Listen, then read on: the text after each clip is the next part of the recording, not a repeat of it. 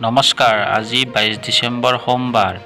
এই মুহূৰ্তত আহি পৰিছে ৰাতিপুৱাৰ কেইবাটাও গুৰুত্বপূৰ্ণ খবৰ আৰু আপোনালোকে নিতৌ এনেধৰণৰ খবৰ পাই থাকিবলৈ আমাৰ চেনেলটো ছাবস্ক্ৰাইব কৰি ভিডিঅ'টোত এটা লাইক কৰি দিব। অবৈধ বাংলাদেশীৰ বাবে SIR বিৰোধিতা কৰে কংগ্ৰেছে। ম্যাৰ ৰক্ষক কংগ্ৰেছক তীব্ৰ সমালোচনা মোদীৰ। অবৈধ অনুপ্ৰৱেশকাৰীক কঠোৰ সকিয়নি প্ৰধানমন্ত্ৰী নৰেন্দ্ৰ মোদীৰ। অবৈধ অনুপ্ৰৱেশকাৰীক কেৱল কংগ্ৰেছে ৰক্ষণাবেক্ষণ দি আহিছে। কংগ্ৰেছীয়েহে অবৈধ অনুপ্ৰৱেশকাৰীসকলক বচাই আহিছে।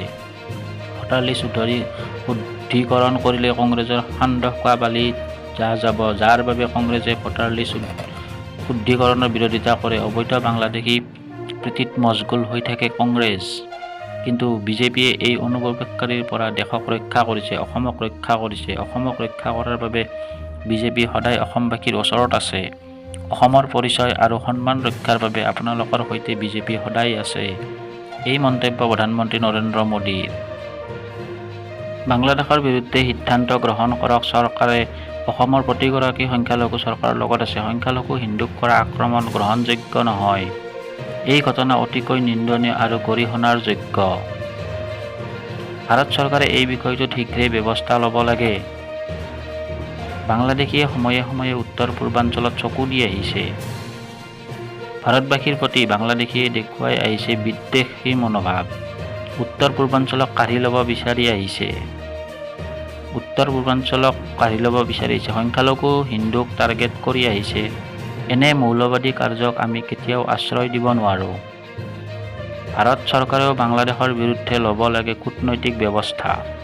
প্ৰয়োজন হ'লে সামৰিক শক্তি ব্যৱহাৰ কৰিব লাগে। বাংলাদেশৰ বিৰুদ্ধে ভাৰতে চকু দেখুৱালেই উৰি যাব।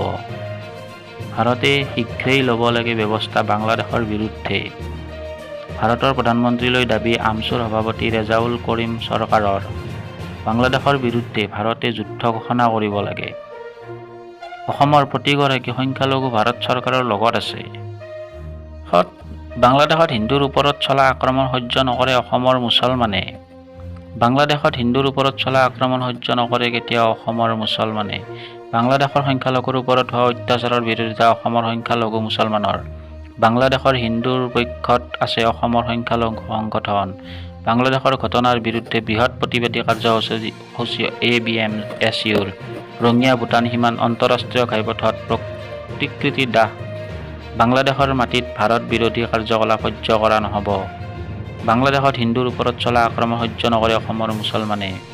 বাংলাদেশৰ সংখ্যালঘুৰ ওপৰত হোৱা অত্যাচাৰৰ বিৰোধিতা অসম সংখ্যালঘু মুছলমানৰ। বাংলাদেশৰ হিন্দুৰ পক্ষত আছে অসমৰ সংখ্যালঘু সংগঠন। মমতাৰ ভেটি কঁপাই আহি আছে হুমায়ুন কবিৰ। কাইলৈ গঠন কৰিব নতুন ৰাজনৈতিক দল। মমতা বেনাৰ্জীৰ ভেটি কঁপাই পশ্চিমবংগত হুমায়ুন কবিৰৰ চমক। কাইলৈ হুমায়ুন কবিৰে গঠন কৰিব নতুন ৰাজনৈতিক দল। পশ্চিমবংগৰ মিৰ্জাপুৰত অনুষ্ঠিত হ'ব বিশাল জনসভা।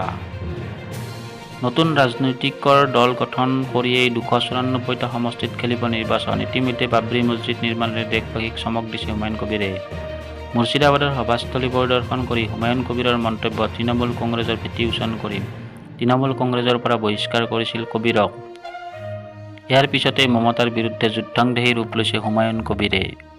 2026ত পশ্চিমবংগত হ'ব বিধানসভা নিৰ্বাচন। বাল্য বিবাহৰ অভিযোগ, আঞ্চলিক পঞ্চায়তৰ সদস্য আমিৰ আলীক বৰ্খাস্ত।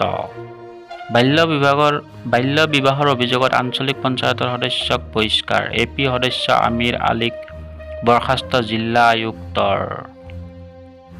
আমিৰ আলীক ইতিমধ্যে বৰ্খাস্ত কৰিছে 1994 চনৰ পঞ্চায়ত আইনৰ 111 আৰু 62B আৰু C Assam panchayat constitution act 1995 সংশোধিত ধাৰা অনুযায়ী বৰ্খাস্ত কৰিছিল। ৰেণুকা খাতুন নামৰ এগৰাকী মহিলাৰ অভিযোগৰ ভিত্তিত চলিছিল তদন্ত। ইয়াৰ পিছতেই তদন্তৰ সত্যতা পোৱাত বৰ্খাস্ত কৰে জিলা আয়ুক্তই। ধুবুৰীৰ পাটামাৰী গাঁও পঞ্চায়তৰ আঞ্চলিক সদস্য আছিল আমিৰ আলী। অবৈধ বাংলাদেশীৰ ৰক্ষা নাই, পুনৰ 19 বাংলাদেশীক বিতাড়ন। আজি 19 বাংলাদেশীক পঠাই দিয়া হ'ল বাংলাদেশলৈ। নগাঁও আৰু কাৰ্বি আংলঙত গ্ৰেপ্তাৰ কৰিছিল অবৈধ বাংলাদেশীক। অবৈধ বাংলাদেশীৰ অসমত ৰক্ষা নাই। ধৰা পৰিলে এটা এটাকৈ সীমা পাৰ কৰি দিয়া হ'ব। অসম আৰক্ষী আৰু BSFে চলাইছিল এই অভিযান। অবৈধ বাংলাদেশীক কঠোৰ সকিয়নি প্ৰধানমন্ত্ৰীৰ। মিয়াৰ ৰক্ষক কংগ্ৰেছকো তীব্ৰ সমালোচনা কৰিছে মোদীয়ে। মহম্মদ ইউনুছ চৰকাৰৰ বিৰুদ্ধে তীব্ৰ প্ৰতিবাদ। বাংলাদেশত হিন্দুৰ ওপৰত কৰা কাৰ্যক মানি লোৱা নহ'ব। বাংলাদেশৰ প্ৰধানমন্ত্ৰী মহম্মদ ইউনুছক তীব্ৰ ধিক্কাৰ। ইউনুছৰ পুত্তলিকা দাহ কৰি শ্ৰীভূমি চহৰত তীব্ৰ প্ৰতিবাদ। বাংলাদেশত সংখ্যালঘু হিন্দুৰ ওপৰত কৰা অত্যাচাৰ সহ্য কৰা নহ'ব। মহম্মদ ইউনুছে দায়িত্ব লোৱাৰ পৰাই সংখ্যালঘু হিন্দুৰ ওপৰত চলিছে অত্যাচাৰ। বৃহৎ সমদল বাহিৰ কৰি প্ৰতিবাদ সাব্যস্ত কৰে বিজেপি কৰ্মীয়ে।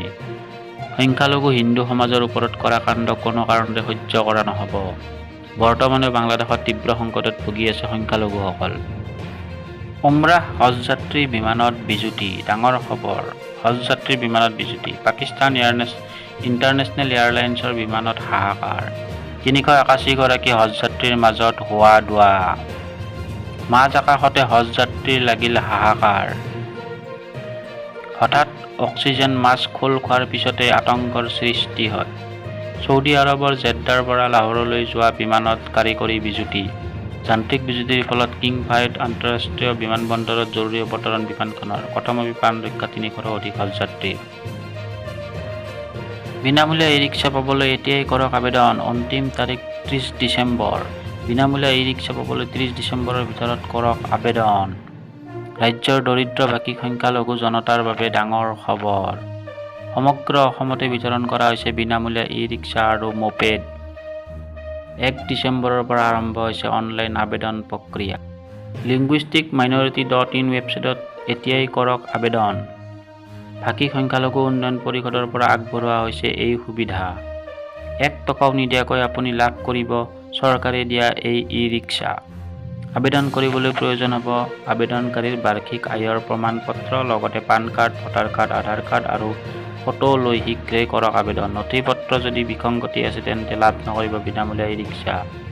বিনামূলীয়া ই ৰিক্সা পাবলৈ ৩০ ডিচেম্বৰৰ ভিতৰত কৰক আবেদন। ৰাজ্যৰ দৰিদ্ৰ ভাষী সংখ্যালঘু জনতাৰ বাবে ডাঙৰ খবৰ।